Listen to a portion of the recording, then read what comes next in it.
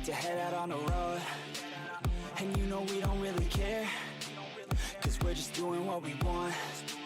She likes it when I treat her good, she likes it when I treat her bad. She likes to travel all around, I take her everywhere and back. Yeah, oh, you fucking with the man, girl. You throw it right back, no, I like that. I'ma bite back, you know I've become a fan, girl. The way you throw back like a Kodak, girl, you own that. Cruise around without a plan, girl. We'll never go back, girl, you know that. You were so bad, let's just spend a couple grand, girl. You know you're fucking with the man, girl. Yeah. Oh, you could've been a good girl, but instead you chose a real world. Yeah, you've always been a savage. Oh, you've always been a bad chick. I don't care if you got issues. Daddy left, but I'm with you. So come with me and never look back.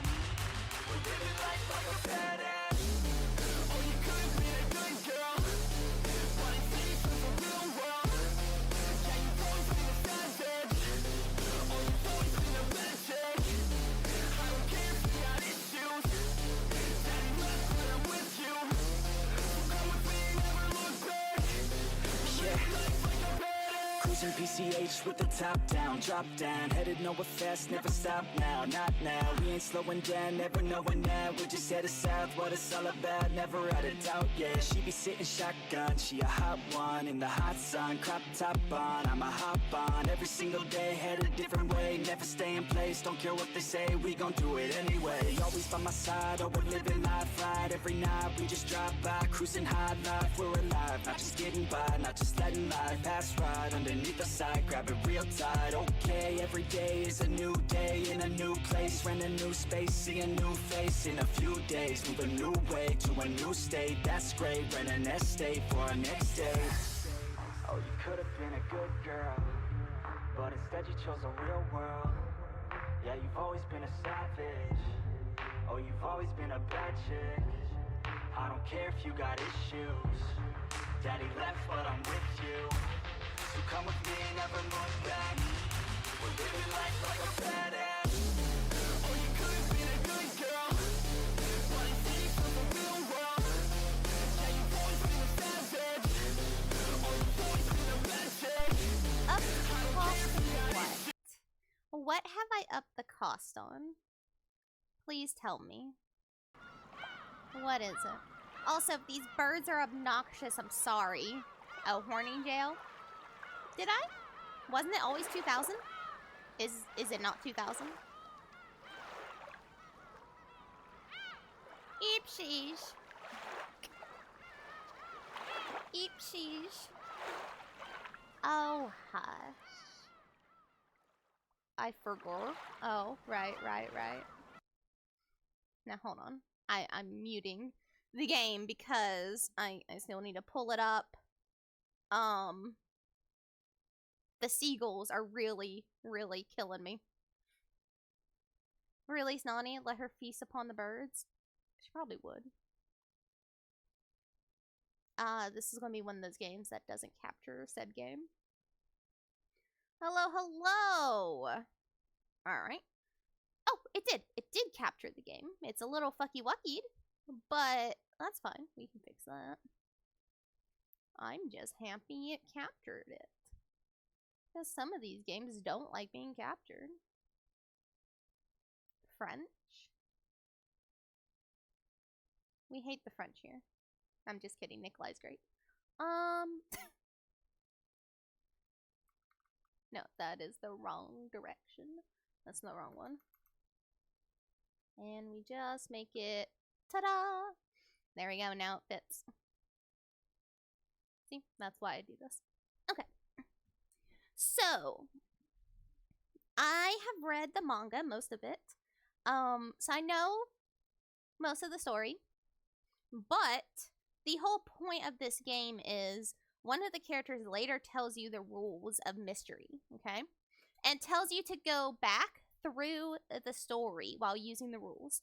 So, since I've read the story on manga, you know, in manga, I'm going to go through the visual novel with these rules. Hold on. Let me get paper. because I'm going to need probably to write down shit, which is not going to be fun for me, but hey, we're here for it anyways. So, the rules. The rules are from someone Knox, I don't remember his first name, but he's a very high and mighty Catholic priest who wrote a lot of detective stories, and he came up with some rules that detective stories should follow. His original ones, there are 10 rules. One of them is racist, and this game does not include that one. So this game only includes 9 of them, but it is supposed to follow these rules anyways. The rules are, it is forbidden for the culprit to be anyone not mentioned in the early part of the story. Number 2 is, it is forbidden for supernatural agencies to be employed as a detective technique. Number 3, it is forbidden for hidden passages to exist. Number 4, it is forbidden for unknown drugs or hard to understand scientific devices to be used. Number 5, it is forbidden for accident or intuition to be employed as a detective technique. So basically, you can't just say, just cause I know.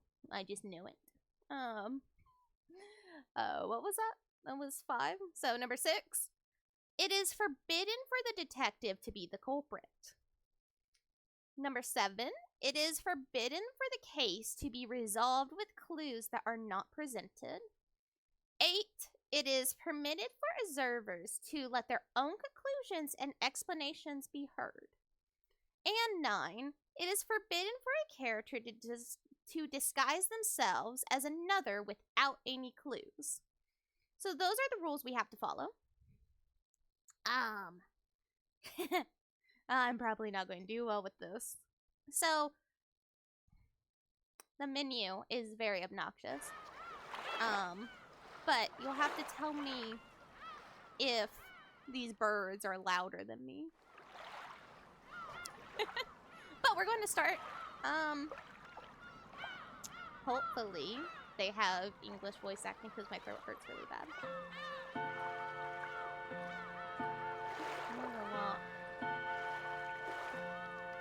I found a far more offensively worded one. Well, yes, the original rules are worded very, very offensively. Rule number 5 is Chinamen are not allowed to be a part of it. I don't know what it is about Chinamen specifically, but yes, rule number 5 was completely removed from this game, and then the other rules were simplified and all of that.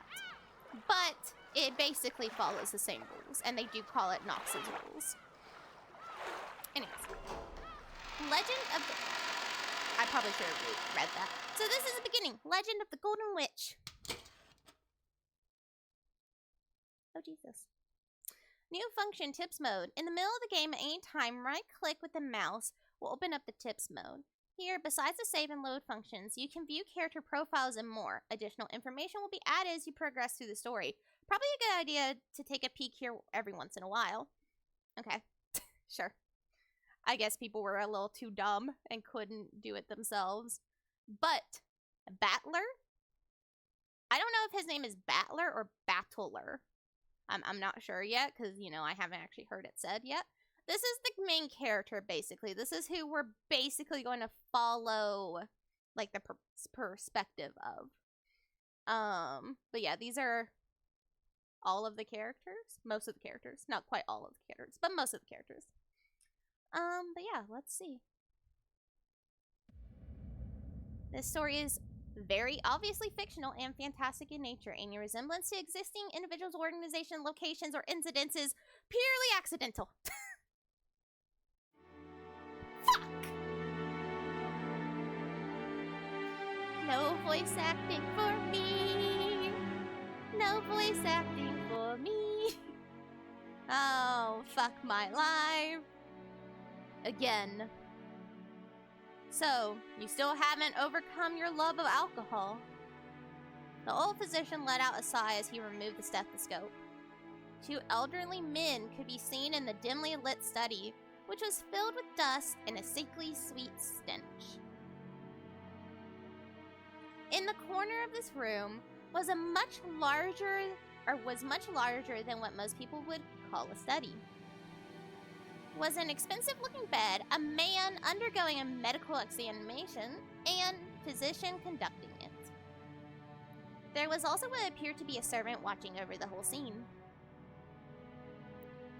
The bottle is my friend. It is no less of a friend than you, and it stood by my side. System.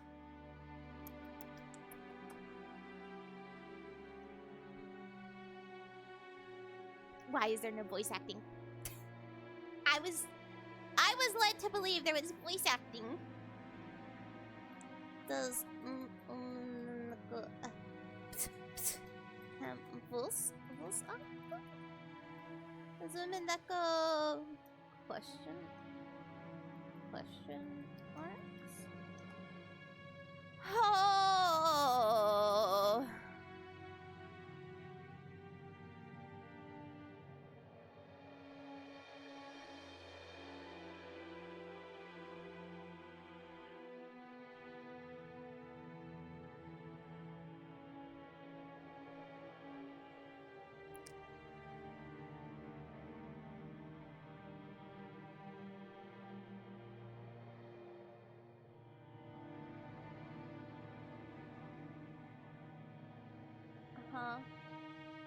Run that.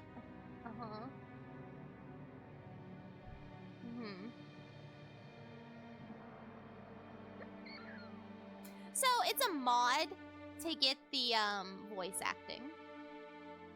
Because apparently there was voice acting on the PS3 or whatever the fuck this came out on. The Chinese were treated close to the same as Africans, I think, late 18th to 19th century socially. Well, he was a 20th century Catholic priest, so I guess he just had grudges. Okay, how difficult would it be to get this mod?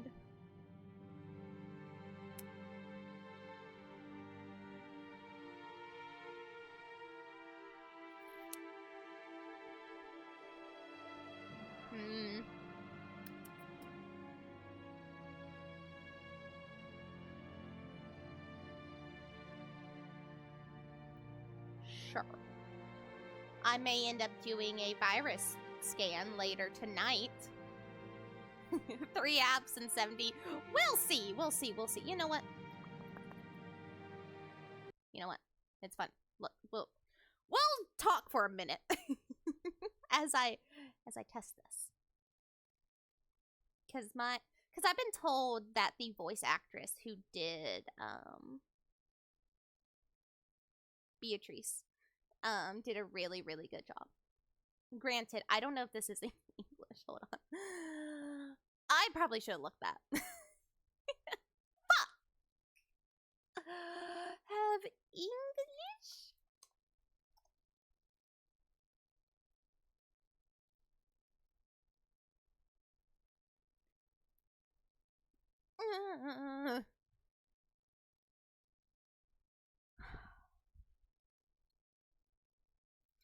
Okay, so it's only Japanese. So, I'll leave it to you guys. Do you guys want to hear Japanese speaking where I'm going to have to read it anyways, or do you just want me to read it?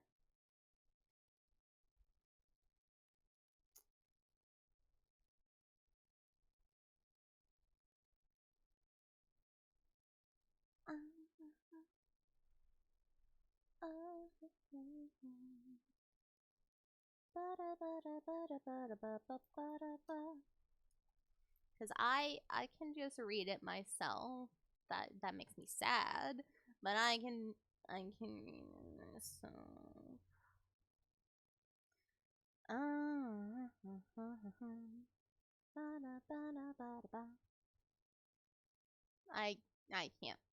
I can't find English. I don't think.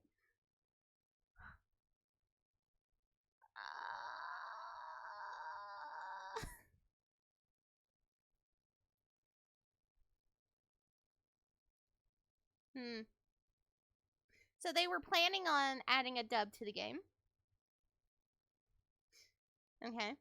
This was in 2019. They had mentioned a Kickstarter to add English dub, and it has never come out. Hmm.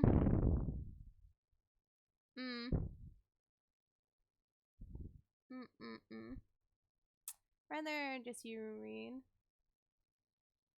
Okay. That's fine. I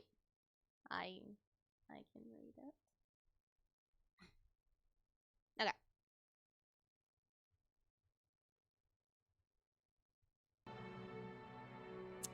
Alright. The bottle is my friend. It is no less of a friend than you. It stood by my side even longer than you have. As the man bearing his chest for the stethoscope rearranged his clothes, he spoke unapologetically. Kinzo-san. You know what? I'm probably going to drop the san and all that, because it's a little strange in English to say it. So, Kinzo. Your body only appears to be well thanks to the effects of the medicine. However, if you continue to drink such strong spirits, the treatment will become meaningless. Trust my judgment. Refrain from drinking. Thank you, though only for the sentiment, my friend. In other words, get fucked. Genji? Another glass. Sounds like a priest. Water it down slightly. To be fair, the person who made this game is not a priest. The one who wrote this story is not a priest.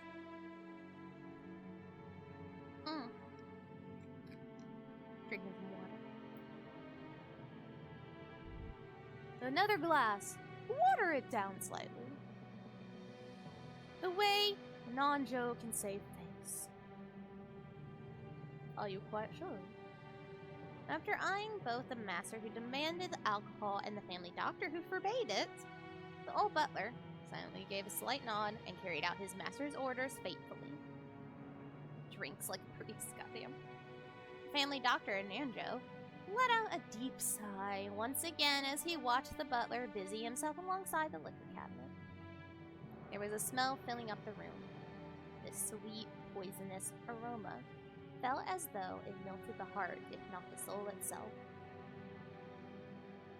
It was the smell of that venomous green drink that the man couldn't bear to part with. What the fuck are you drinking? Nanjo. You are my close friend, and we have known each other for quite a long time.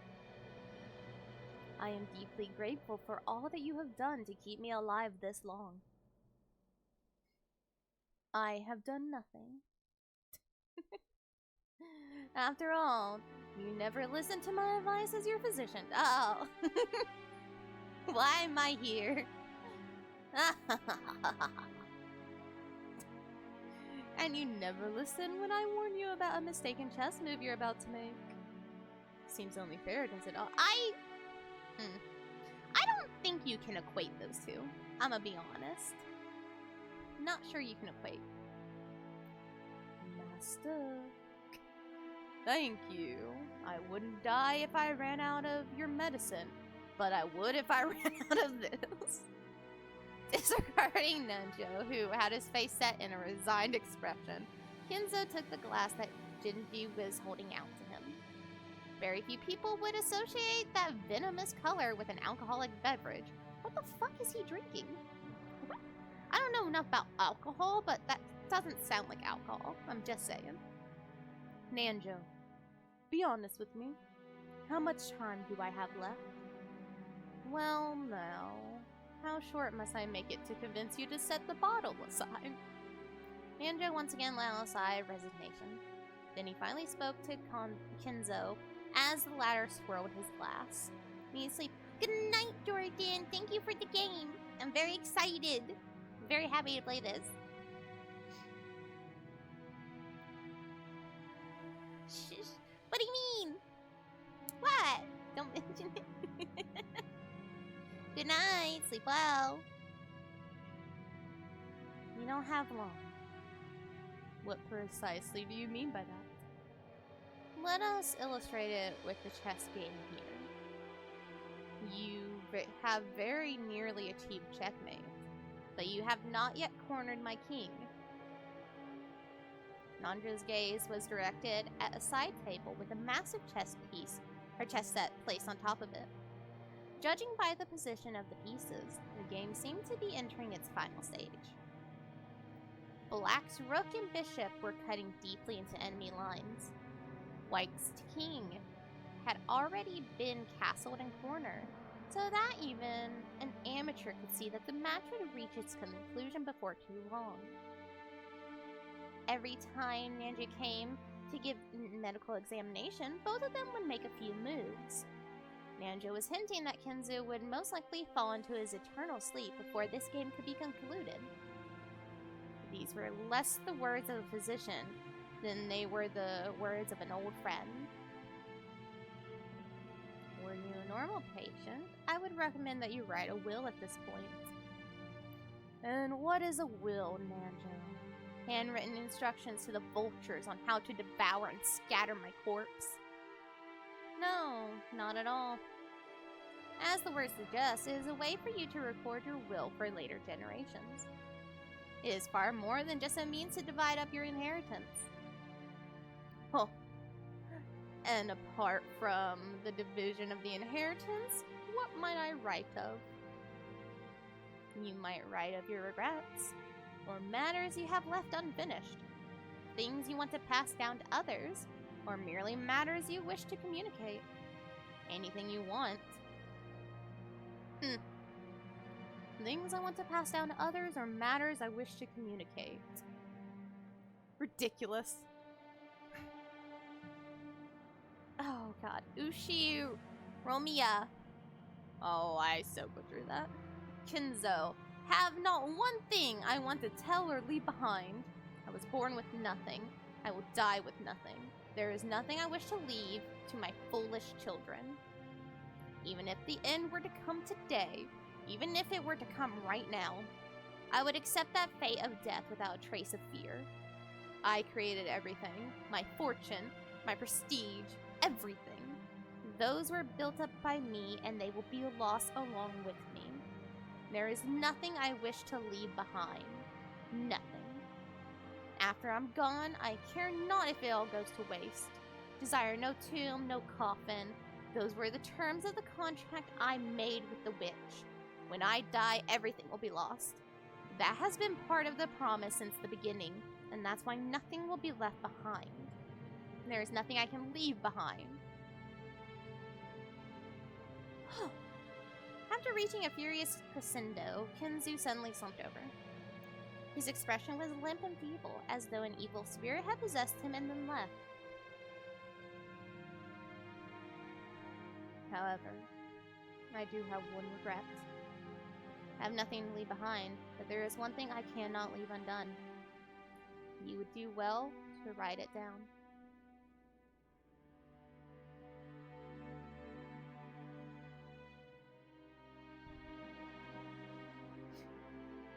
My cat's making some weird noise right outside my room. Of course, it would be best if you could finish it before your time comes. However, even if the worst happens, those who come after you will carry it to completion. There we go, sorry. You must leave behind your regrets so that they can be resolved even if you are unable to do them yourself. That is the purpose of a will. When Nanjo tried to gently pat Kenzo's shoulder, the dying man flew into a sudden rage and batted away Nanjo's hand. It's useless, useless, useless! So Nani's bouncing off my walls. That's a great thing. It must be done while I still live. At the moment of my death, my soul will be devoured by the demons of the contract and wiped out of existence. For me, there will be no peace or another world after death. And that's why everything must be completed before I go. That's why a will has no meaning for me. And even if I had a chance to write such a thing, if I did have such a chance, I'd want to see it. I want to see it one more time. I want to see Beatrice's smiling face one last time. Beatrice, why have you resisted me for so long? I'll return everything you've given me. I am prepared to lose everything. So please, show me your smile just one more time. Beatrice, I beg of you. You must be able to hear my plea. That's the kind of woman you are. I beg of you, show yourself to me. You're here, aren't you? You're standing there, invisible, listening to every word I say. And even now, you're mocking me from somewhere in this room, aren't you? Please, appear before me once more and smile. Feel free to scold me, even snatch away my life by your own hands if you so desire. I don't want to die alone like this. I cannot let myself die until I see your smile just one more time. Oh, Beatrice. Beatrice! I offer up this life of mine. I offer it up to you. I'm begging you, Beatrice! God damn.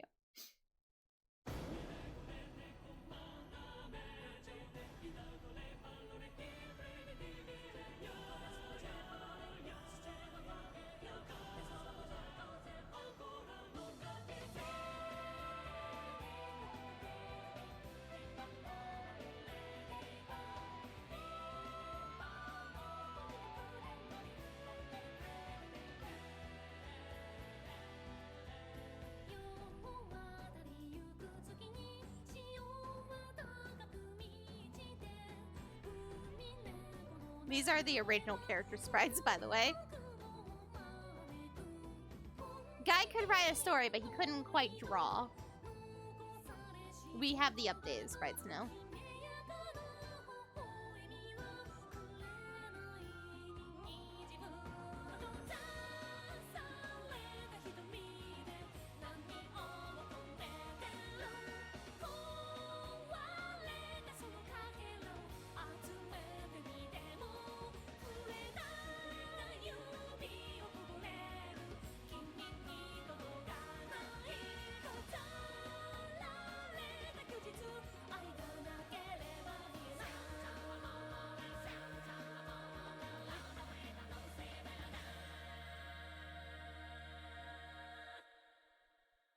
Welcome to Rokojima. Okay.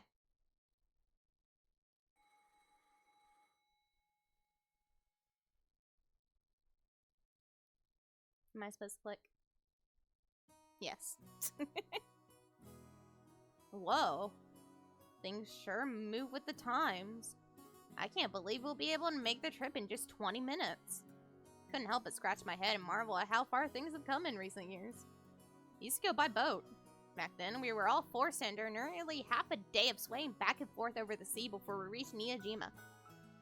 Things have gotten so much more convenient these days. Still, I've never been on a plane this small. I've flown in large jumbo jet before, but this will be my first experience in such a tiny one. It's gonna shake, isn't it? Oh, yes it is. They say smaller boats shake more than big ones, so I guess the same rule probably applies to planes. Oh, it does. Oh, just spare me. Don't worry, Battler-kun. Oh, right, I just want to say Battler. It shakes much less than the boat did. Ah! Is that you, George? Don't scare me like that. You just shaved 3 years off my life. Anyway, what's shaking got to do with anything? What in the hell is that laugh? What the fuck is that laugh? Is that it? You don't think I'm actually scared of the plane shaking or maybe falling out of the sky or something, right? No, of course not. My mistake. I see you've changed a lot since we last saw you. After all, it's been 6 years since then. You're not a kid anymore. Sheesh. And here you are, old enough to smoke and drink. I've got no interest in smoking, but I always wanted to try some booze. Well, you got your dad's genes, I'll bet you can hold your own when it comes to drinking, right? Well, I usually drink for business rather than pleasure. It's pretty hard to do business in Japan without it. What is that laugh, dude? I want to hear him. I want to hear the voice actor do that laugh. That's exactly right. That's why I never miss a chance to get in some practice. That's no good, Battler. You're still a minor. No. No. He's not a minor. He's just not old enough to drink. So, he's not a minor. There is a difference. I promise. Promise. Translators, there is a difference. Don't you know alcohol can stunt the growth of, never mind. He is an adult now. I promise you. He is not a minor. You cannot... Come on, I'm tall enough already. In fact, it'd be easier to find clothes if I shrunk a little. Puffed out my chest proudly. Till I hit my growth spurt. My height was below average in my class. But then I grew, and before I knew it, I passed 180 centimeters, which is 5'11". Oh boy, that is tall in Asia. I guess I have all that muscle training and those shady mail-order performance-enhancing drugs to thank for that. What? Before then, I never dreamed that I'd shoot 10 centimeters above George, who'd reach his peak height early on. Damn. I'll bet my relatives all say, "Look how big you've grown, Battler," or something like that. It's all so embarrassing. I wish they'd just give me a break. Anyway, my name Battler. Well, it's pretty damn weird, don't you think? Yes. I gotta wonder what my parents were thinking when they named me that. I've never met anyone who could read it right the first time. Oh, fuck. I usually get called Sinto. Sorry, but that's not even close. My name is written like... Can you read it? No! First part is my family name, Urashima. Yushiroma. I give up on trying to say that. That's a fairly plausible Japanese pronunciation so far. The problem is my given name. Made up of the characters for fight and person, and it's pronounced Battler. Ah, put it together and you got Battler. Pretty crazy, right? It's crazy enough that my parents decided to call me that, but it's even more crazy that some government worker let them make it official. Both groups are at the top of my must-kill list. Okay. Well, see, they did not explain the name in the manga, so he's the only one with a weird name like that.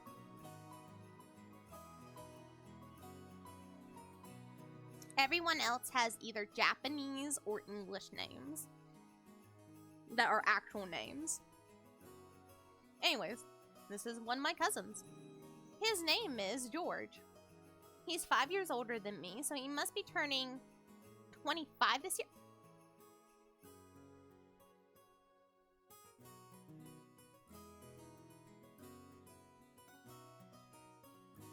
So you are 18. You are technically an adult. You are not a minor. I didn't think you were 18, though. I thought you were a little older than that. Since the cousins consist of 2 boys and 2 girls, I end up playing with George all the time. And because I've always thought of him as a big brother, I still call him Aniki today. Whoa, Battler-kun! God damn it, why do I keep doing that? Look how big you've gotten. You know what they say. Leave a boy for 3 days and you'll hardly recognize him. It must be in his blood. Rudolph wasn't that tall either until his high school years. Perhaps people end up taller if their growth spurt comes late. Nah, it's nothing special. A real man needs to be tough on the inside, too. Exactly. Battler here knows how it works. Real men win or lose based on what they've got on the inside. Can't ever forget to keep up your training and discipline. You gotta do that, wait very alertly for the perfect moment and strike. Oh. Now, I never even imagined that I'd become the company president I am today, master of my own domain. Yep, to think I've come this far after starting out penniless and ruined. This stout, plump old guy is George's dad, Uncle Hideyoshi. He is the husband of Dad's older sister.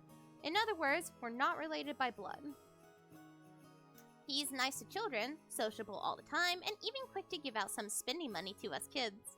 Simply put, he's an awesome uncle. He speaks in an odd and very noticeable Kansai dialect, but he's actually a naturally born Kanto man. Apparently, impressions are everything in the business world, so speaking a different style other than people is an act that makes him stick out more. However, I hear he gets embarrassed when talking with an earshot real Kansai person, so he switches back to standard Japanese. I don't really get it, but he's definitely an interesting person. If only you weren't so quick to brag about your life story. That's enough for now, I think. I'm sure Battler's getting tired of it, aren't you? No, not at all. Nothing wrong with that. Think it's pretty cool for a man to have some stories he can brag about. I don't have anything like that at all. Oh, really? I'd imagine a man with your looks would leave girls crying left and right. Can't believe you have nothing at all to brag about. What? You're joking, right? Of course nothing weird like that's ever happened to me. Heck, I wish it would. Oh, come on, you aren't fooling anyone. You must tell your aunt all about it later. After all, nothing of the sort ever happens to George. This is George's mother, Aunt Ava. She's my dad's older sister. She and Uncle Hideyoshi are a pair of jokers, and they've always teased me, back as far as I can remember. And this sometimes made them a bit hard to get along with when I was small. I guess the events of the last 30 seconds prove that they can still be hard to get along with. Oh, yeah. Even so, George's family is interesting and fun, and they seem to get along just fine. Sheesh, that's pretty much the total opposite of my family. Battler? Have you seen Rudolph? Huh? He headed off to the bathroom a while ago. Is he not back yet? Hey, the poor geezer dropped dead. What? What the fuck is... This dude makes some weird noises. That's no way to talk about your own father. Still, this isn't the first time he's taken so long in the bathroom. Yeah, the guy's always been that way. Does he really have to take a magazine with him every time he needs to take a dump? And what on earth is he doing in there with those particular magazines? Oh, you don't need to worry about that at all. Since we've been together, I haven't let him do that on his own. Oh, I'll have to get juicy details later. Sounds like Dad's got his balls in an iron grip. Jesus Christ. You know exactly what would happen with that man if I didn't keep a tight grip, don't you? No kidding. You're the only one capable of reining in that old bastard. As his son, I'm more than happy to let you take over. Yes, leave it all to me.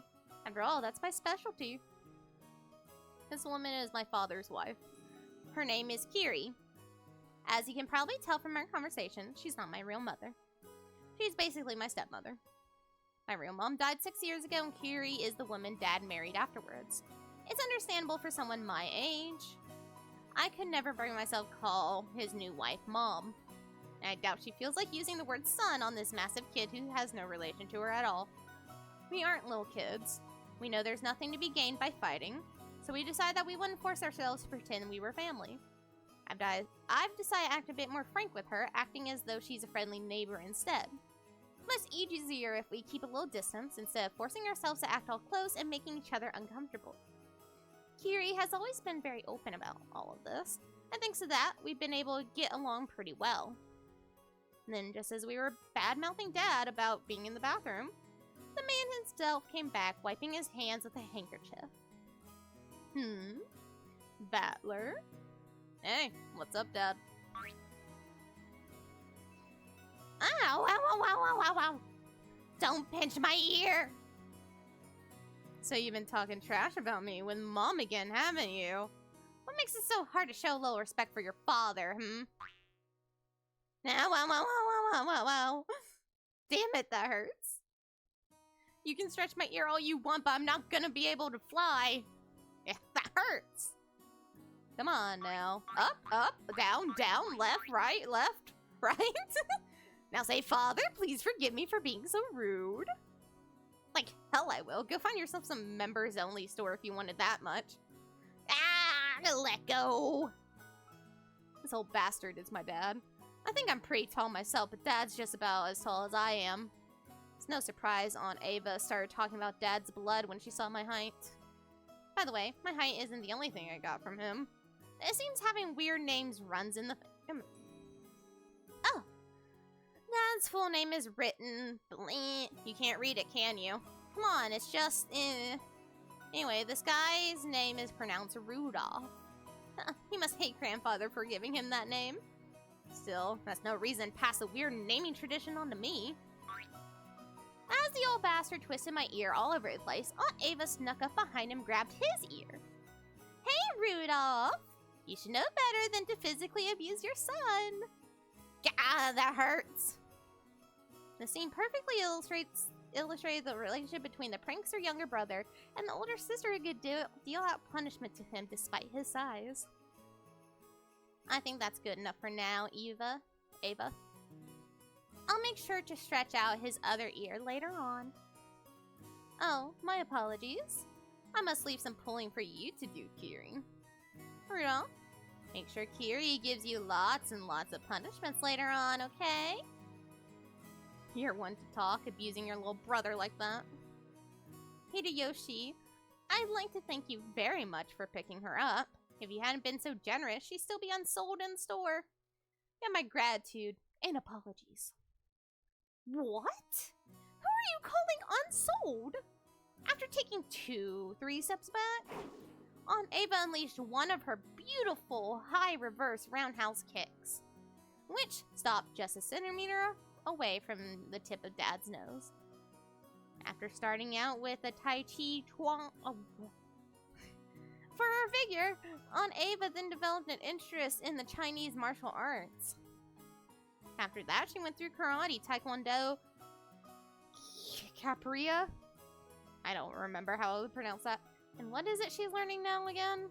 Well, anyway, they say a woman's weapons are her lower body, and that's literally true for Ava. Rudolph! Did you know that a single direct blow to the side of the head like that would knock you unconscious? Not so long ago, I accidentally connected in a practice match and my opponent was out cold. Sheesh, what a pain. I'm so sorry she can't help walking like a freak. Dad, completely unfazed, shrugged and smiled ironically at Uncle Hideyoshi. Never had a brother or sister myself. So when I see you two bickering with each other, it makes me feel all warm and fuzzy inside. I don't know why I'm giving him this accent. It just feels like it fits his character since I've read the manga. Sure is nice to have a big family. Oh, then why not consider making a little brother for George? He's already a fine adult who's about to go off on his own, so it might be a good time to have another child. Hey, have a little sympathy for the new kid and all the pain and suffering he'd have to live through. I'm surprised even George turned out as well as he did, after being born from this sinister sister of mine. And what an awesome kid he is. Please share some of that with our blockhead of the sun someday, will ya? That's not at all how it happened. It's thanks to Eva's proper rearing that George became the kind and gentle kid he is now. Isn't that right? Oh, come now. You think so? Our George still has a long way to go. Ah, by the way, how's your little Angie doing? Oh, cat wants out. Hold on. You want out, sugar?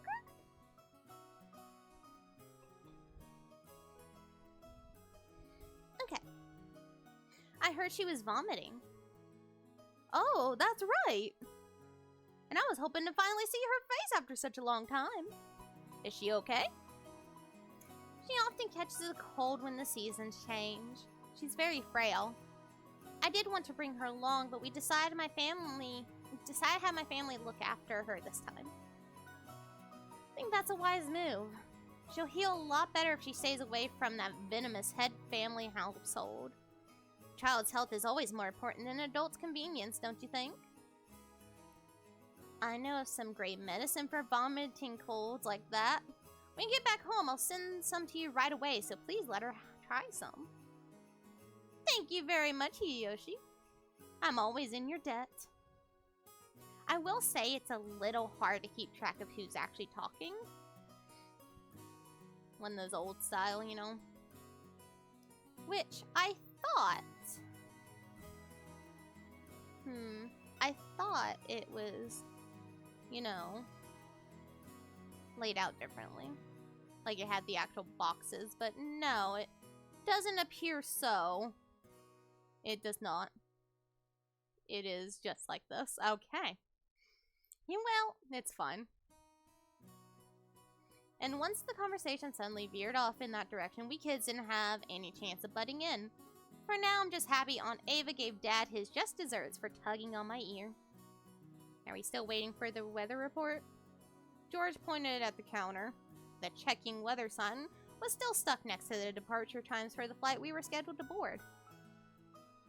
According to George, smaller planes are more subject to winds and other effects of the weather. And it's not at all uncommon for flights to be delayed because of that. Wait a sec. We are totally sure it's not going to shake, right? From down here on the ground, it just looks cloudy, not windy. Well, I guess it's different up there where planes fly. The weather is a bit uncertain today. Aunt Ava looked at the TV in the lounge. The weather forecast has been broadcasted, informing us that a typhoon was approaching the Kanto region. A typhoon again? Yes, there's no helping it, with the annual family conference being held in October. Couldn't he have chosen a better season? I agree. Always hoped we could have it sometime around the Obon festival in mid-August. In that case, why don't you suggest that to Father and Isan during the conference? Very funny. Why don't you do it yourself? Our brother would never listen to anything I suggested.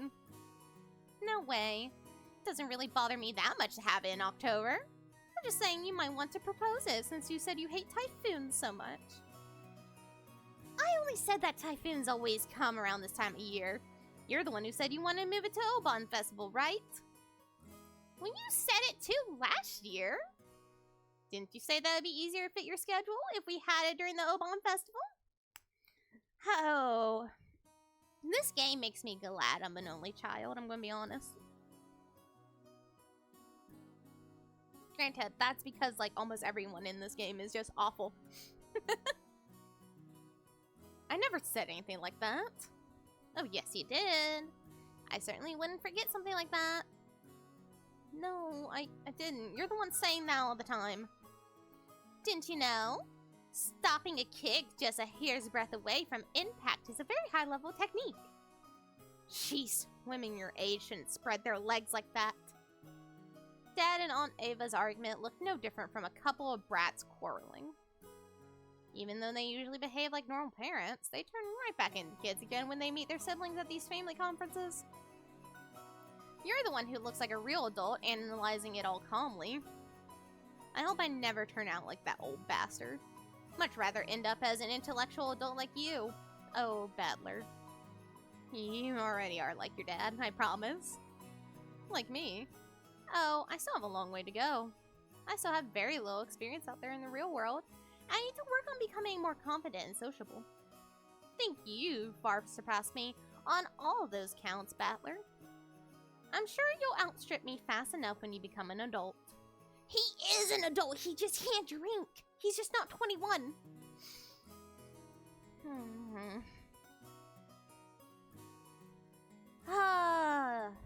George scratched his head and laughed, as though trying to hide his embarrassment.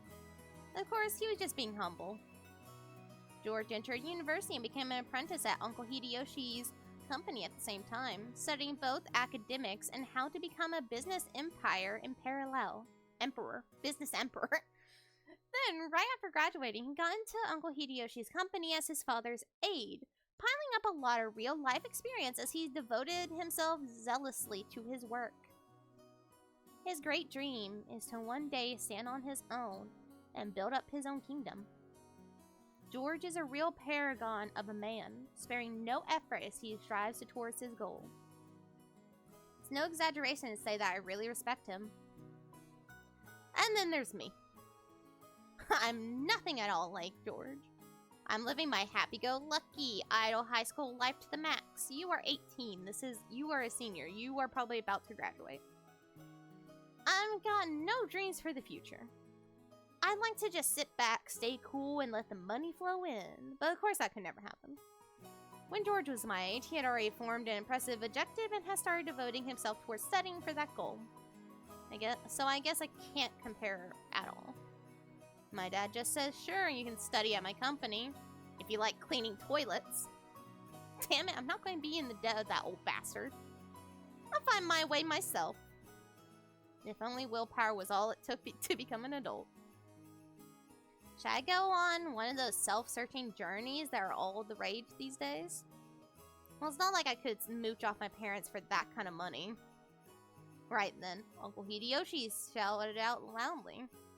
He's a really nice person on the whole, but he does have a problem controlling the volume of his voice. When I looked over, I saw that he was greeting Aunt Rosa, who had come late. Oh-ho! Visit Rosa! Maria! Long time no see. Long time no see. Ooh. Maria. Shouldn't that be it's good to see you again? Greet your uncle properly. It's good to see you again. There you go. Well said. How about some candy as a reward? Oh? Huh? Where'd I put it? Rosa. It's good to see you again. It's good to see you too, Maria. It's been too long, Kiri, Hideyoshi. And, oh my, Battler-kun. Look how big you've gotten. Ah, come on. It's embarrassing to hear that from every person I meet. Hey, Rosa. You're late. If the plane was on time, you barely have made it. I'm sorry. We had some trouble making our train connection. So, are we waiting on the weather again? Oh, don't complain. I much prefer the 30-minute plane trip to spending 6 hours bouncing about on a boat. Even if we kept waiting here for an hour, it's still much faster overall. Maria's gotten huge too! So how tall are you now? Ooh, so how tall am I now? Maria parroted Hideyoshi's question, looking up at her mother. I guess she doesn't remember her own height. She's probably right in the middle of a growth spurt, so her height must change every month. Give it a few more years and she'll suddenly start looking feminine. Just how tall were you the last time you got measured? You keep getting bigger and bigger, don't you? Right? Ooh. I think she's grown a lot since last year. Let's see. She turned 9 years old this year, didn't she? 9 years old? Ooh. That's right, you're 9 years old now. Glad to see you're doing well too, Maria. Up you go. I guess you've gotten a bit too heavy to play airplane with. George, what a rude thing to say to a lady. Here, I'll do it. Up you go. Ooh. When I went to lift her up in George's place, Maria stiffened defensively, staring suspiciously at my face. Oh, that's right. The last time I met Maria was 6 years ago, and she was only 3 years old. Of course she doesn't remember my face. Maria, don't you remember? It's Battler. We used to play together, remember? No surprise, I guess. Last time she met Battler, she was only 3. You don't keep memories at that age. She must know everyone's faces apart from mine because she meets them every year. But I haven't had contact with the family for about 6 years now. So it's no surprise that this 9-year-old girl doesn't have any memories of me. Even I can only just barely remember her being a 3-year-old crybaby. Maria, this is Battler. Rudolph's son. Understand? The brother's son is... The brother is the son. Oh shit, wait. The brother's son is... The brother is the son? That ooh sound was probably her brain going into overload, a complicated expression, or explanation. Guess the phrasing of that was a bit confusing. Ni or Oni, the title you use to refer to an actual older brother, can also be a friendly honorific for a boy who's only a bit older than you. Just like Ni or Oni, the word for big sister. Maria, this is Battler. He's your cousin, like me. Like George? Battler? Cousin? That's right. You got it. This part of George is what makes me really look up to him. For someone who isn't married, he's just great at dealing with kids. I'm sure he'll be an indulgent father in the future. Battler? Maria looked straight at me with a questioning expression, as though asking whether it was okay to call me that. Yep, that's me, Battler. Nice to meet you, Maria. Ooh, Battler. Maria, you mustn't talk to him like that. Call him Battler Oni-chan. That's alright, Aunt Rosa. I don't sweat the small stuff. Hey, Maria. We're close enough that we don't need honorifics, right? Battler, Battler, Battler! Ooh. That's right, Maria, Maria, Maria! Ooh, ooh! We horse around for a while and make up for the 6-year gap in our friendship. She probably still thinks of me as nothing more than a big new friend, but things will probably work out as we get to know each other again.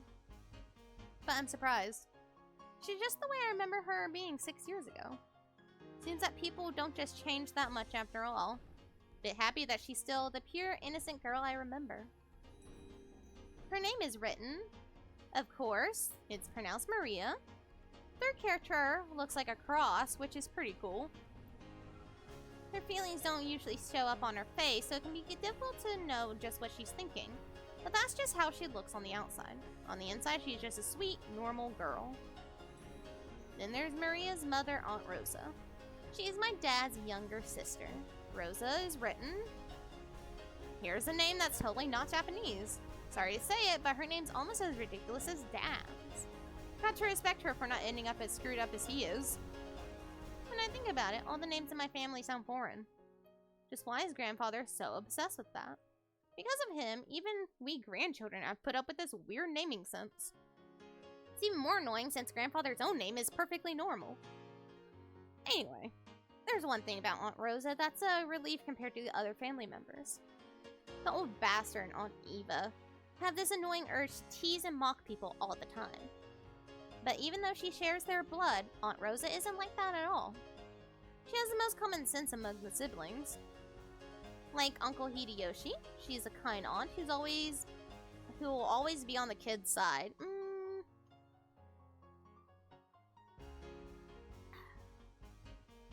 However, possibly because she's more strict as a parent, she's not liberal with her handing out spending money like Uncle Hideyoshi.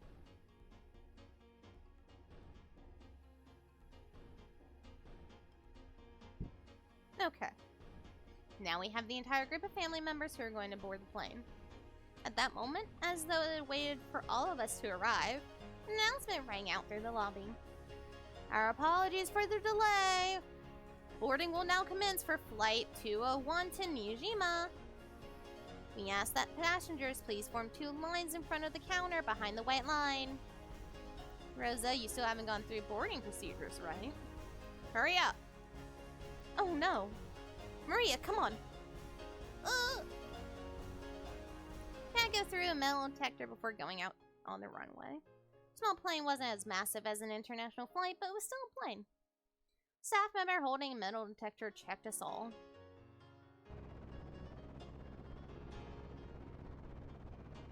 Once all of us cleared the check, we followed the staff member onto the runway. Come think of it, everyone here is in the family. It's like this is a reserved charter flight or something. Well, to be fair, that's 2, 3, 4, 5, 6, 7, 8. That's 8 people, alright? And then you have to have the pilot, usually co-pilot, so that's 10. And then at least 1 flight attendant, usually. Even on these small planes, there's usually 1 at least. So that's already 11 people on a small plane. Our group stopped in front of the entrance to the airplane. Then our guide turned around and spoke, looking down at the passenger list as he did. Boarding will now commence. As I call out the names on the passenger list, please take your seats in order, starting from the front row on the right side, going right to left, then on to the next row. I will now begin reading the passenger list. Hideyoshi. Oh, I'm first. Right here. By the way, do you have some candy, Eva? I've been looking all over for some, but I can't find any. Eva. They're in my handbag. I'll get one once we're inside the plane. I've heard that candies are a good way to protect your ears from hurting because of variations in atmospheric pressure when landing or taking off. Not candies, it's more like gum. Gum is a good way. Because your ears start popping. That's probably what they're talking about. Hope I get window seat. Don't worry, there aren't any other kinds of seats. As George said, there were apparently only 2 lines of seats. So this is what a small plane is like. We are totally sure it's not going to shake, right? Oh, it's going to shake, baby. I promise. I fucking hate flying, but I've flown quite a bit. George? Right here. Don't worry, Battler. It won't shake too much. Battler? What do you mean not too much? You can just swim if you fall from a boat, but if a plane crashes, you're screwed, right? We'll all get our own parachutes in our seats, don't we? Wait, we don't? Rudolph? Come on, Battler. Stop standing there slack-jawed and get in. Oh, Dad. Don't push me. We don't get parachutes. Kiri. Okay, you two, stop fooling around. Let's move in. Ow, Kiri. Don't push me. This blockhead isn't moving. Maria? Ooh. Let's move on in. Rosa? Maria. Be quiet.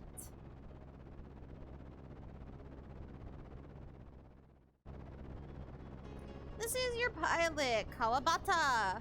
We'd like to thank you for taking New Tokyo Aviation's Flight 201 today. We estimate that the flight to Niijima Airport will take about 20 minutes. We are receiving reports of atmospheric turbulence. There may be some shaking of the aircraft, so we ask that you do not unfasten your seatbelts after takeoff. George, did that guy just say we needed to wear seatbelts? In a jumbo jet, they let you undo them after takeoff, right? Since it's going to shake so much we can't take them off? Even in big planes, there will be times where they tell you to please fasten your seatbelts again because of turbulence. Damn it, you tricked me. It is going to shake after all. Where are the parachutes? Knew I should have taken the boat.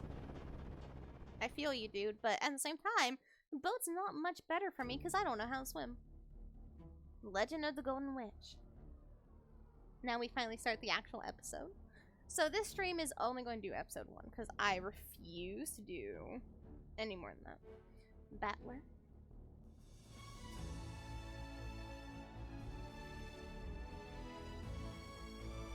George, Jessica, Maria. Don't know why we're doing this. Could have done this during, you know, the intro. You know, little opening song.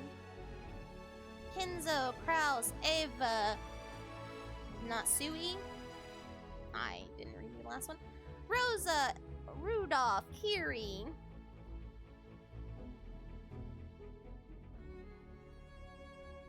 Nanjo, Shannon, Ronui, Cannon, Goda, Kumasawa.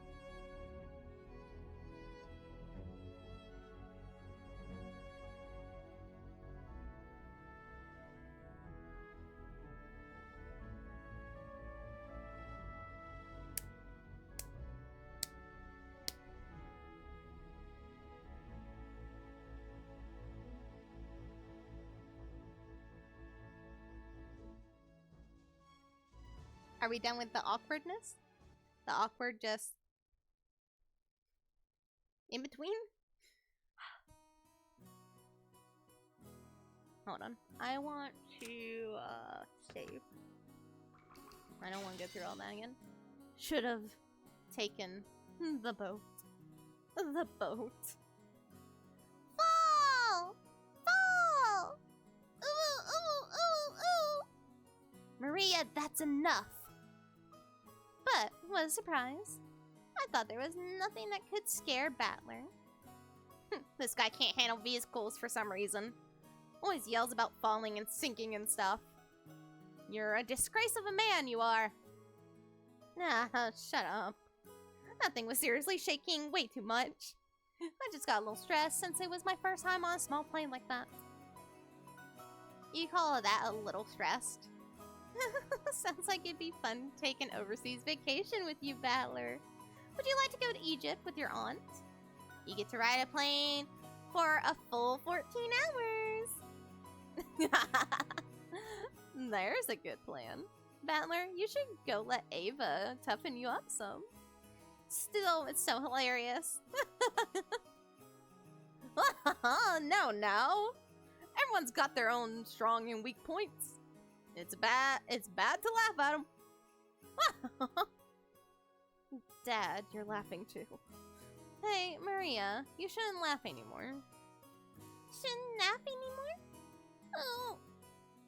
God damn it. Is being scared of planes really such a big deal?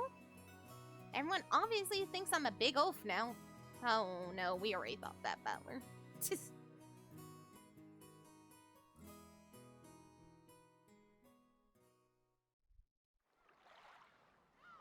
We split up and took separate taxis from the airport to the harbor. From there on, we would be taking a boat to the island. The islands are right next to each other, so the distance of the trip wasn't that great. By boat, it was a leisurely 30 minutes to the island. When we reached the pier where the boat to the island was anchored, we saw a figure waving at us. George! It's been so freaking long! Ah, Jessica. It's been a year since I saw you. You've gotten taller again, haven't you? Don't give me that. It's embarrassing when you say every year. Hey! You've gotta be kidding me. Is that... Oh. That was Battler. Hey, you've gotta be kidding me. Is that really Jessica? Wait, a second, George? Is this big guy Battler? We both stared at each other. She definitely didn't look like that in my memories, but I do remember her crazy way of talking. Yo, Jessica. What's this now? You're kidding me. You look like a woman now. What are these boobs? Even you managed to get a chest? Let me rub them, Don't screw around with me. I'm a blushing flower of 18. Of course my hair grew longer and I got these. What? You think I got boobs just to get fondled by you, loser? And speaking of you, sure, you're not all ridiculously huge, but did you get a bit stronger too? Don't screw with me. I'll show you how much training I've done since back then. You're pissing me off. I'll beat you at your own game. This headstrong girl's name is Jessica. She was born under the same unlucky star as me, sharing the same kind of weird name. No, Battler, you don't understand. There is a difference of naming someone in Japan with an English name and naming someone with a name like Battler. That's not an actual name. So you can't just say everyone else has it rough like you. Anyways, it's pronounced Jessica. She's Dad's older brother's daughter. The older brother happens to be the oldest son in the family, so for now it means Jessica is the direct family heir. Since Jessica and I are the same age and sometimes had little boy-girl squabbles with each other, we've always been used to fighting and joking around together whenever the relatives are together. Jessica grew more quickly, so she always had me beat in terms of size and physical strength. When we scuffled in the contest of strength, it usually went Jessica's way. So even though I realized I had grown bigger, part of my mind was still convinced that I couldn't beat Jessica. Whoa, what the? What are you getting all serious for? Ow, ow, ow, ow. Hey, this is nothing. Jessica, you've gotten weak. Shut up.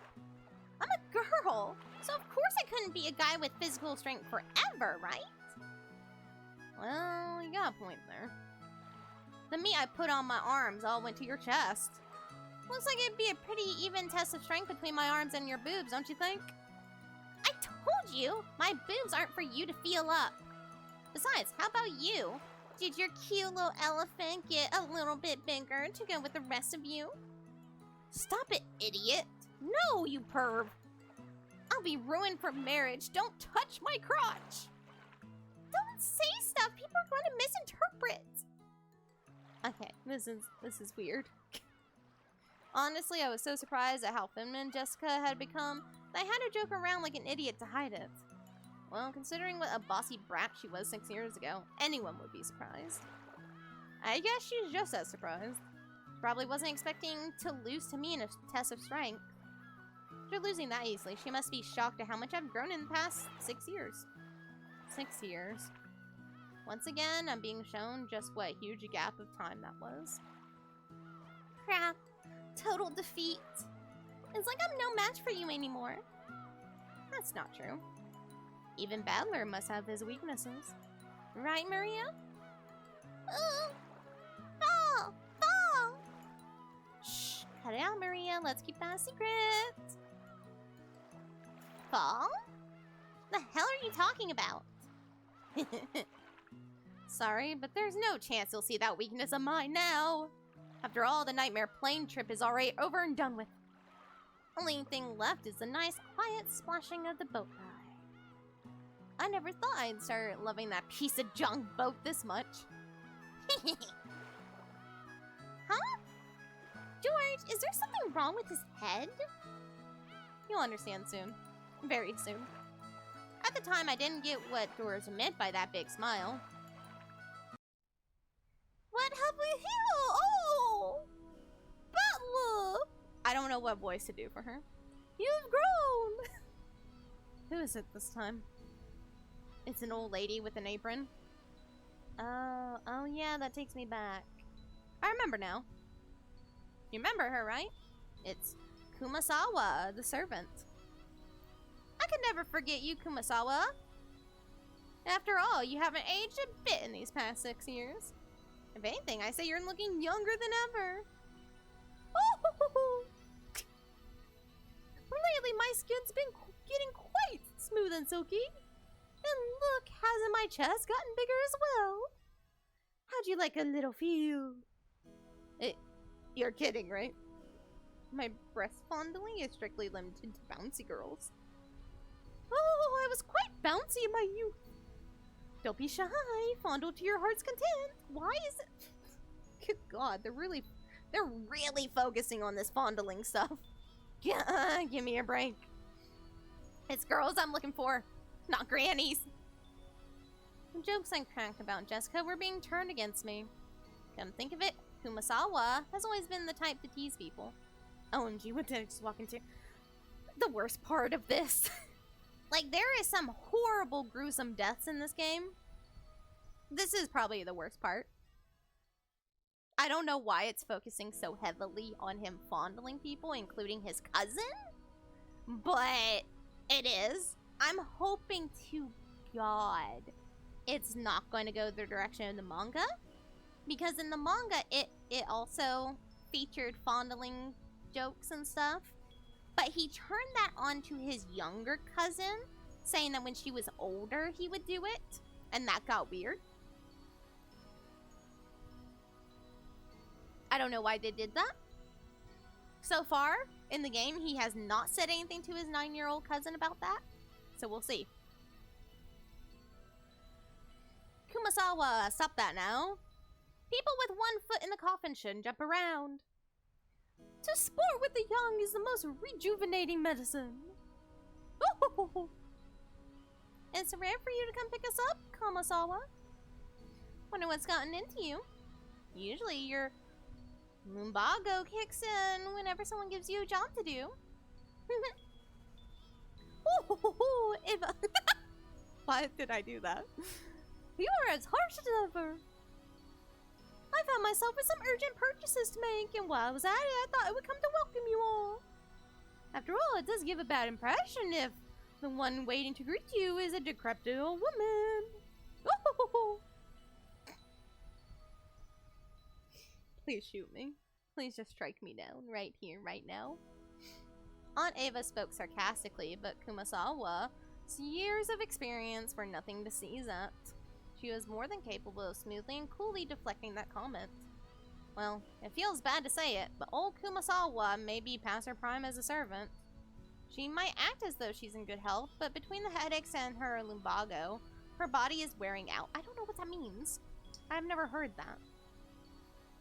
But wait, why do people die? Because this is a murder mystery. Lumbago. Outdated medical term that describes pain in the lower back region. That makes more sense. Outdated.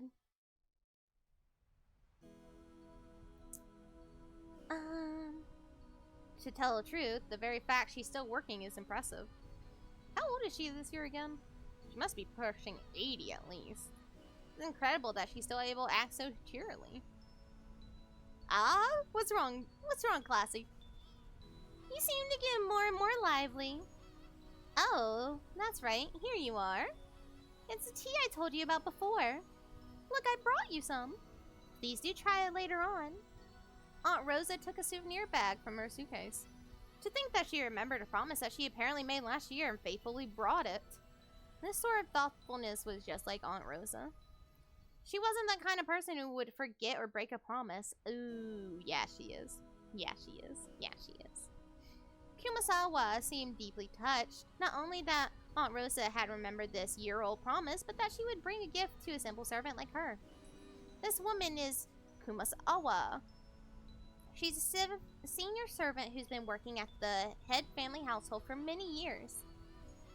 As you'd expect from someone her age, manual labor isn't her strong point, but she's a kind of super servant who can handle just about anything else, from kitchen work to cleaning and laundry. Seems like her only flaw is a tendency to slack off. Here she tries to get away from heavy or troublesome work by playing up her chronic diseases. In Kumasawa's case, this was probably a sign of craftiness rather than laziness.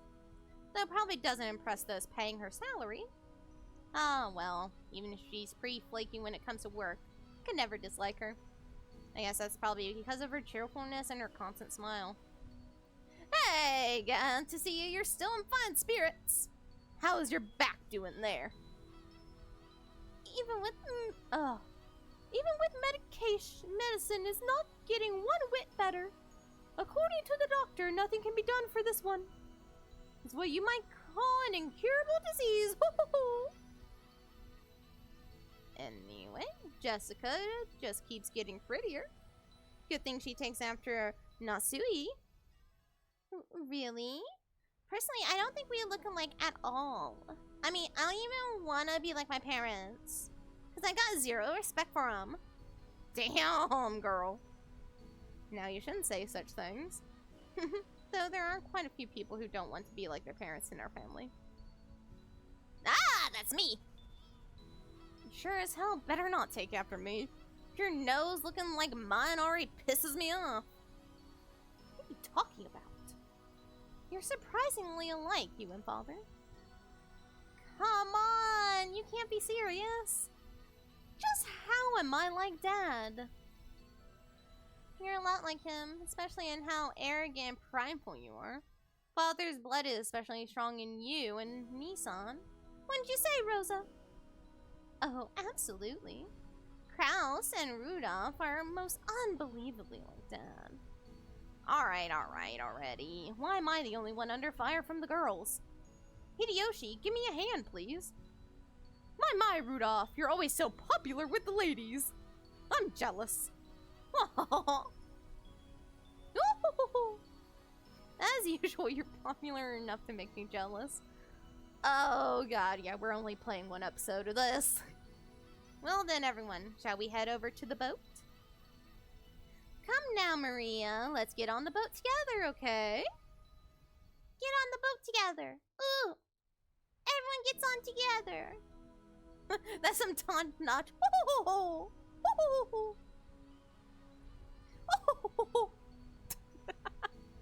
God, kill me. Kill me, please. I thought there was voice acting in this, but you have to get a mod to add the voice acting, and it's only in Japanese. They apparently thought about doing English dub, and then they never got the funding for it, and I was so sad. only in Japanese, yes. They were going to do a Kickstarter for English dub, but then I guess they thought that no one would help them pay for it, so they just scrapped the idea. So, here I am, voice acting it all by myself. Which really sucks because of the way they've done this. It's very hard to tell who's saying things, right? And I am not a voice actor, so it's hard for me to try and make different voices and remember what voices I'm using for them to try and help, you know, people watching understand who's actually saying stuff. So it's a little difficult. And also, my throat is sore. The glands in my throat are swollen, so this was probably not the smartest idea today. But you know, here we are. Ooh! Hell yeah, this time around I'm not gonna be scared. I'm used to be shaken by the waves. With that piece of junk fishing boat, I'm less afraid of the shaking than the engine breaking down and the boat drifting off. Oh yes, Battler, I forgot to tell you. That fishing boat was completely worn out, so it was taken out of commission a few years back. Now we get taken to the island on a different boat. Oh, right. It's Battler's first time in the new boat. It's super comfy and freaking fast. It can go at crazy high speeds. Oh, that means less travel time, right? That sounds great. Having to worry about sinking is less scary than being on a plane, but still be awesome to get over with as quickly as possible. Oh, is Battler going to fall again? That's only on airplanes. Everything's fine now. Anyway, it's the captain's pride and joy, a kind of modded high-speed boat. Seems like he got it pretty souped up. He was bragging about how he attached 4 base high-efficiency propellers to make it break 40 knots or something like that. He talks about it all the time, so I've sort of memorized the spiel. Yeah, I've got it memorized too, since we hear about it every year. The captain says he's been obsessed with modding ever since he lost a speed contest with a foreign boat ages ago. According to him, that opponent managed to break 30 knots with just a fishing boat. Hello, Jin! Hello! Welcome! First time chatter, how are you? And his thirst for I think it's Jessica's talking.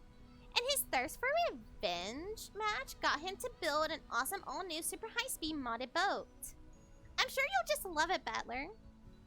Super high-speed modded boat.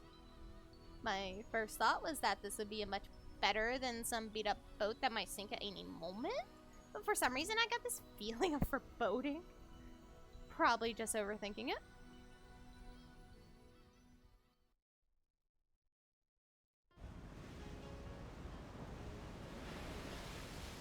I know what he's gonna say. He's going to start screaming. Hey, Battler, maybe you should just swim to the island. Battler, you shouldn't lean over the railing too much. Back from a shower? Oh, nice. Hope it was relaxing. I should probably take a shower too after this. Go to bed nice and clean. You might fall.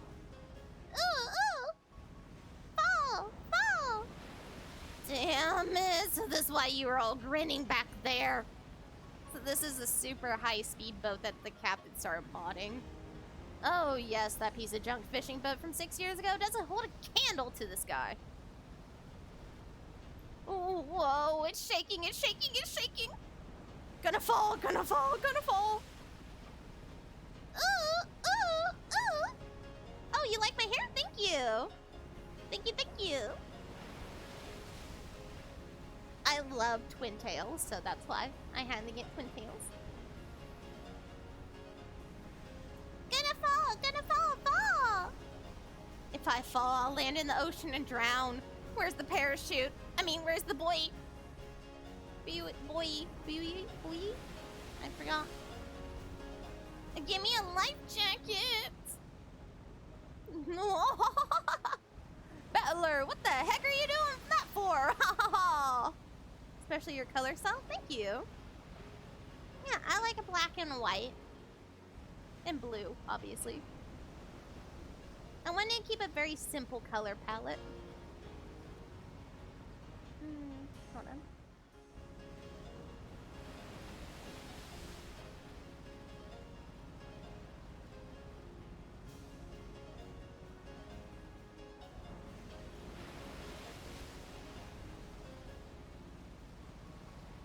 And then my eyes, of course.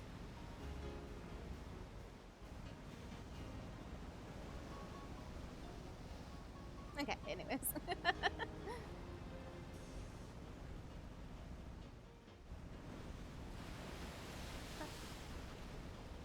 Good night. Thank you. Thank you. Thank you. Jessica, Maria, that's not nice to tease. Battler, if you're scared, then just don't come out on the deck. I think you'll be able to calm down a bit if you go inside the boat. That's a no thank you, George. Shipwreck victims are always the ones inside the boat. And survivors are usually those on the deck during the accident. So I'm staying right here. But it's shaking. I'm gonna fall. Whoa! Shake! Gonna fall! Maria, I told you to behave yourself. But, Battler, it looks like you really can't handle it. I'll go tell the captain to slow down for you. Whoa, Aunt Rosa, thank you! I can tell you now that safe, slow driving is definitely the way to go, even on the sea. Don't do that, Rosa.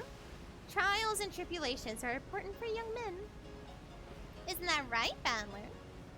You better be able to overcome a little scare like this. Otherwise, you'll never be able to go to Egypt with your aunt. Whoa, Aunt Ava, you're so mean. Oh, no, I'm gonna fall. Life jacket, parachute. Whoa. Wait, gotta spin it around and think that way. What's the enemy aiming for? Is he doing this to scare me? If that's what he thinks he's aiming for, too bad. Like hell, I'd be scared. But no, I'm gonna fall. Oh boy. So, after I made a huge fool of myself for a while, Aunt Rosa had to talk with the boat captain and he slowed down to a more manageable speed for me. That's a bit better. Thought I was gonna die earlier. Apparently the max speed I can tolerate is extremely slow. That just now was completely insane. The whole boat was shaking, sliding and leaping on the ocean's surface. It's like I was riding on the back of a flying fish. Jessica was still coughing at me as I leaned against the railing, tired and disheartened. I lost in that strength contest earlier, but I'm glad to know I'm no worse off where it really counts. But seriously... Damn it. Go ahead and laugh. One of these days, I'm gonna find your weakness and get back at you, and then your boobs will be mine to squish. Yeah, sure. Good luck with that. Battler all week. Yeah, Battler all week. I want to die on land, not in the ocean or sky. Maria was patting my back, so I patted her head in return. Her expression was blank as usual, but I realized that she wanted to console me. Battler, the captain's throwing in drinks to make up for this. Would you like one to calm yourself down? George and Kumasawa brought us all ice-cold cans of soft drinks covered with beads of water. Judging from Kumasawa's big grin, our parents inside the boat were probably all rolling around laughing at my moment of pure terror. Damn it, I'm so embarrassed I can't bear to face any of them. If I didn't change the subject somehow, I had the feeling I'd be the butt of everyone's jokes for the whole trip. So I tried to think of something harmless to talk about. Hey, Jessica. How are Uncle Kraus and Aunt Natsui doing? My old man and Mom? Unfortunately, they're fine. Though every other word on their mouths is steady, which pisses me off. I'm so jealous, since it doesn't look like Uncle Hideyoshi or Uncle Rudolph would say stuff like that. Oh no. Before I had my exams, my parents kept pressuring me about it over and over. I thought it was annoying then, but now I'm grateful. I knew it. You really are awesome, George. Anyway, I have to look after myself. No one tells me what to do. Well, it's not like I'd listen if they did. Battler? Have you still not returned to your parents' home? Well, I kind of go back now and then. I got lots of clothes and stuff left in the house I was living in until recently. Battler has 2 houses? Something like that. Why? Why do you have 2 houses? Only Maria, who couldn't really grasp the situation, voiced this naive question. However, the others just shot nervous glances at me, choosing not to respond even though they knew the answer. Maria! Look, you can see the harbor now! Look, over there! Can you see it? Ooh! Saw harbor! Saw harbor! She reminds me of a parrot when she does this. She wasn't quite like this in the manga. Apparently Jessica was trying to be nice by changing the subject. Well. Rather not talk about it if I can help it. But it's uncomfortable to have it treated like some kind of weird taboo. I don't mind it that much myself anymore. Maybe a member of the family. But the truth is that for the last 6 years, I've been living with my grandparents on my late mother's side. I've even been using her family name. When those grandparents passed away, one after the other, basically I had no choice but to go back and live with the old bastard. Don't get me wrong. I didn't just run away from home or anything like that. The only one at fault here is my dad. I don't really blame Kiri. Being able to hold that old bastard's reins and ride him out is no mean feat. Still, the way that old bastard betrayed my mom, well, unfortunately I still haven't fully gotten over that. We'll be getting there soon. George cleared his throat, trying to change the subject. Please forgive my indiscretion. Seems this old woman has said too much already. If I hurt your feelings... Don't mind it, and no one's feelings are hurt. Don't worry, Kumasawa. Kumasawa seemed to regret speaking out of turn, but I was no more concerned about being worried over for something like that, so I stood up and passed it off lightly. After that, I had a sip of my drink and headed over to Maria and Jessica, who were gazing at the silhouette on the island. Ooh! Battler! I saw the island! Saw island! There! Ooh! Ooh! Ooh! There it is. Oh, I see it now. Even after 6 years, the island hasn't changed a bit. That is false, it has changed. The small island silhouette in front of us had gotten pretty close. This island's name is Rokenjima. It's a small island about 10 kilometers around, located in the Izu archipelago. Since they call this archipelago the Izu 7, lots of people think there are only 7 islands, but that's not true. There's actually several more, and Rokujima is one of the minor islands that don't get counted. Even if that were the case, I doubt you find many people who knew about this island. Only people connected to the family ever go there. In other words, outsiders and tourists never have any reason to care about it. So you'll never find this island's name in a travel brochure. After all of Rokenjima is an estate possessed by the head family. Only the family lives there, and only people connected to the family come and go to and from there. There's nothing there except a harbor and a mansion. The vast majority of the island is still just uncultivated forest. Such a waste when it could have been made into a nice golf course or something. However, when you realize that the entire coastline is a private beach, it starts to sound pretty magnificent. You probably guessed by now, but to put it simply, well, family is just rolling in dough. The head family apparently possesses a vast fortune, and Dad and the others who make up the branch families have built up plenty of wealth for themselves, finding success in their respective businesses. I've been living a commoner's life at my grandparents' home these 6 years, so I had completely forgotten. But the old bastard's house really is elegant. Everything about it is tuned to match the snobbish taste of the annoying rich. Come to think of it, I guess that what makes George, Jessica, Maria, and me wealthy. High-class gentlemen and ladies. Needless to say, none of us think of ourselves that way at all. I don't see myself as being rich, and George, who takes self-discipline very seriously, doesn't let himself get too comfortable. Jessica is always complaining that she'd rather move into the city than be rich. And Maria is still a kid who isn't even interested in money at all. Does that attitude really make us any less snobbish? From the perspective of people in poverty who can't pay the bills, we really have been blessed with a lot. This isn't the place to explain any further, so I won't. Anyway, it's the same as not being able to choose the parents you're born from. I didn't ask to be born into a rich family, and I don't think it's really something to be envied. It can be pretty trying when people are prejudiced against you just because you're rich and refuse to judge you by your merits. As I pondered these sentimental thoughts, Maria started shouting and leaned over the railing.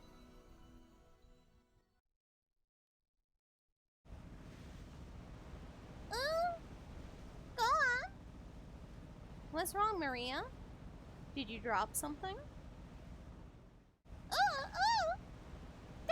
Gone! Maria kept yelling, gone, gone. At first it sounded as if she dropped something, but while she shouted, she pointed out over the ocean. What's wrong?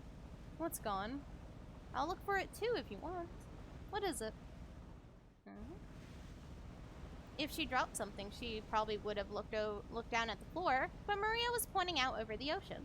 One would assume that by that gesture she had spotted something, but she kept saying that something wasn't there. Strange. However, since my last memories of this place came from 6 years ago, I was able to spot it before George, who comes here every year. Huh? If I remember correctly, wasn't there a torii or something on top of a small crag around here? That's right, there definitely was. I remember it well since as we get closer to the island, his first thing to greet us like a landmark. Wow, you're amazing, Battler. Even though it's been 6 years, you remembered. It was here, wasn't it? I remember it too.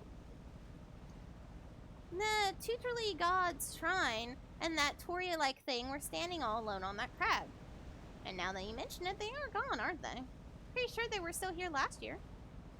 Gone! Gone! Maybe they were washed away by the waves or something. It was a small crag, so it probably got worn away over time. Well, that's my theory too. It was last summer that it disappeared. But they say an enormous lightning bolt came crashing down one evening and smashed the shrine. The fisherman whispered that having a thunderbolt fall upon our honored tutelary god must be a portent of approaching misfortune. Kuwabara, Kuwabara! Kumasawa smiled impishly as if teasing us, rubbing her hands together while intoning a Japanese phrase meant to ward off lightning. However, Maria apparently took this seriously and stared fixedly over the ocean to where the crag housing the shrine god was supposed to be.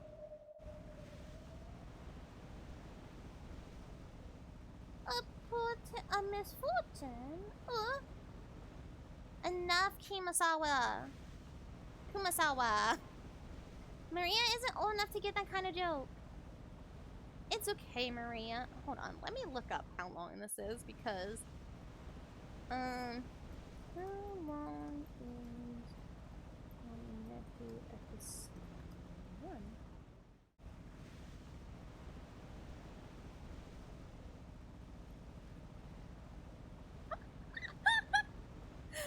Oh God.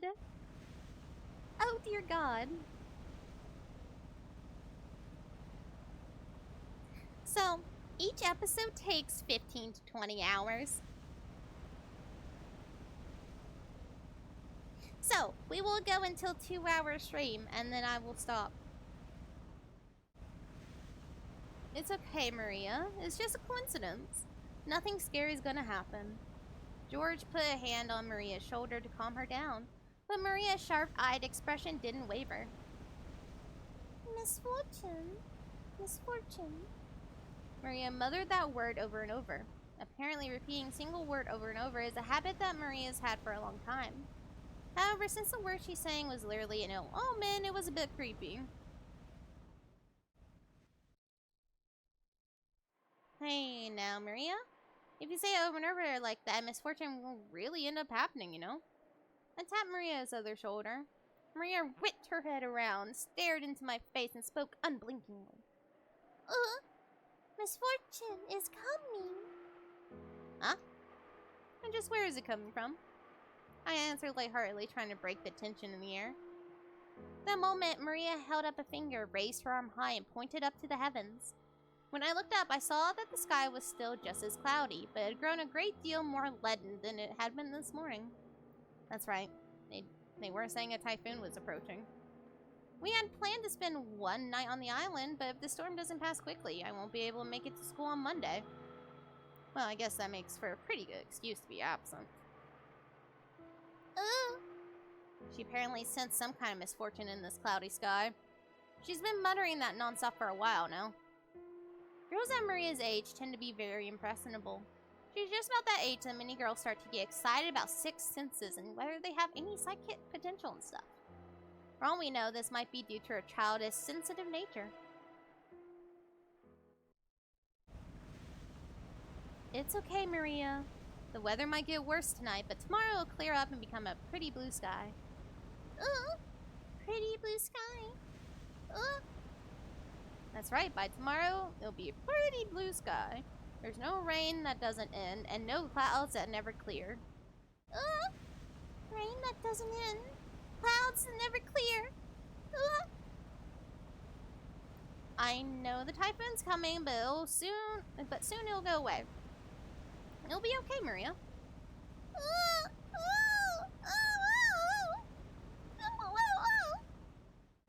Maria started yelling, It looked as though she was having a tantrum because no one could understand what she was trying to say. What in the world is Maria trying so desperately to warn us about? Unable to understand her, we couldn't help but feel a vague sense of misfortune. I've heard that everyone can feel the supernatural, but that it weakens as you age. That might mean that Maria, the youngest one of us all, still possessed some kind of sense that the rest of us had lost. I wonder if that sense is sending her a warning. At that moment, Kumasawa quietly opened her mouth. Rumor has it that long ago Rokujima was... Kumasawa! Let's not talk about that now. Just as Kumasawa was about to tell some kind of story, Jessica sharply interrupted her. Jessica's tone was extremely firm for her. I wanted to push her further, just out of simple curiosity. But judging by the look on Jessica's face, whatever Kumasawa was likely to say would probably make Maria even more uneasy. If I did try to press her for the story, the odds were pretty good that it wouldn't be anything bright and cheery. Oh, I do apologize about that. The wind here is hard to bear for the elderly, so you would excuse me now. Gossipers have no reason to hang around after they've been told to stop chatting. When Kumasawa finally realized that she'd overstepped her bounds, she went back inside the boat. After she left, Uncle Hideyoshi showed up in her place. Since he arrived mid-conversation, he completely failed to notice the complicated atmosphere that hung about the scene.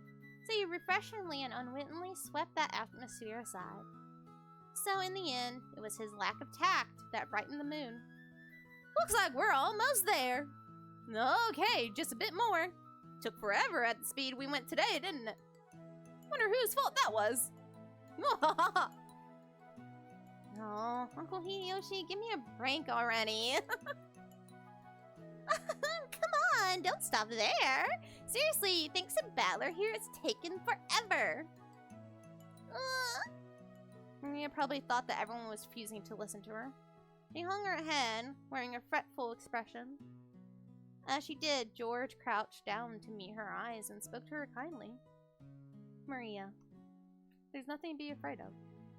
Because we're all together. There's nothing to be afraid of if we're together. Go ahead and say it. There's nothing to be afraid of if we're all together. Yes. There's nothing to be afraid of if we're with each other. That's right.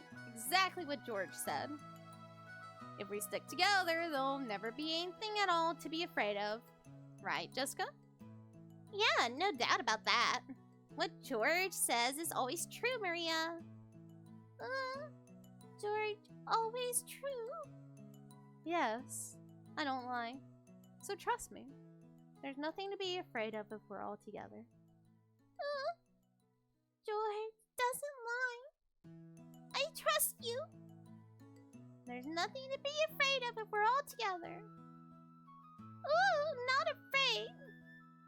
Maria jumped into George's arms and hugged him tightly. After George patted her head, she jumped away again. Her facial expression had undergone a 180-degree change, turning back to normal. She was once again the ordinary Maria. Nothing to be afraid of anymore because we're together. Yeah, that's it. You look all better now. You're strong. And that's awesome. I'm awesome. Hey now, what's going on here? Maria didn't get seasick, did she? Well, something like that. We'll be arriving soon.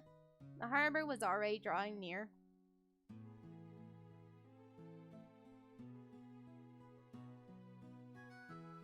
And maybe that's a good place to stop. That kind of is a nice little wrap up.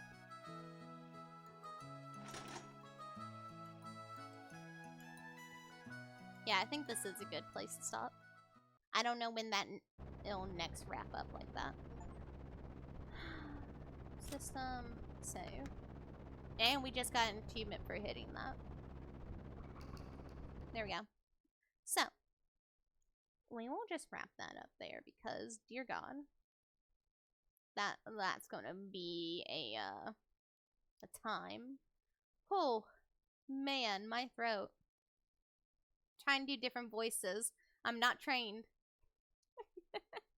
But I do look forward to playing like all of that. I am sad that took so long, but it's understandable. That is the first episode. It's setting everything up.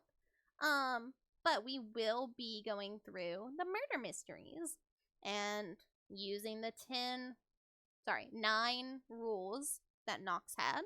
Supposed to be 10, but one of his rules is very racist, so they've cut that rule out. So it's only 9. But still, 9 rules that we will have to follow and look through all the crime scenes. And we'll see if we can like figure out who it is without the answer arcs, which we probably won't be able to. But I am curious. Apparently, when people are playing this, like the visual novel first time through, at like 120 hours in, one of the characters tells you the rules for Knox, and then tells you to go back through the tale to use them, which is kind of a troll move. But I read the manga first before friend got me this. So I am going to use the part of the manga that told me to go back through the tale, and I'm playing this instead. I did not finish the manga series, so I don't know the ultimate ending of it. So I wanted to wait and play this instead of reading it, because the manga does leave out some pretty crucial details. Like, I mean, it for the most part, it's apparently very faithful to it, but, you know, it doesn't get all the tiny details. But, I do only have the question arcs, because it's like Higurashi, which is made by the same person, written by the same person. So the first half of it are the question arcs, 3 chapters, and then 4 chapters, 4 question arcs, and then 4 answer arcs. So yeah, but it'll be fun. We're at least 100 hours to do this visual novel. Oh God. Oh, what have I done? Oh no, I may have made a mistake. If you're curious, the word count for Umineko is over 960,000 words. Pushing 1 million there, you know? So that's why it's going to take a while. But I can't wait to play this again. So good night, everybody. I hope to see you soon. I will be on Titus's stream on Thursday. What day is it? What day is it currently? What's the day? Today is technically Wednesday, so tomorrow technically. Fuck, I came at the end. Yes, you did, BB. Yes, you did. It's fine. Thank you for showing up anyways. Good to see you. I'll be with Titus on Thursday. Thursday morning. Well, morning for me. Thursday night for him. But I'll be there. But good night, everybody. Good night, BB. It's good to see you anyways. Good night.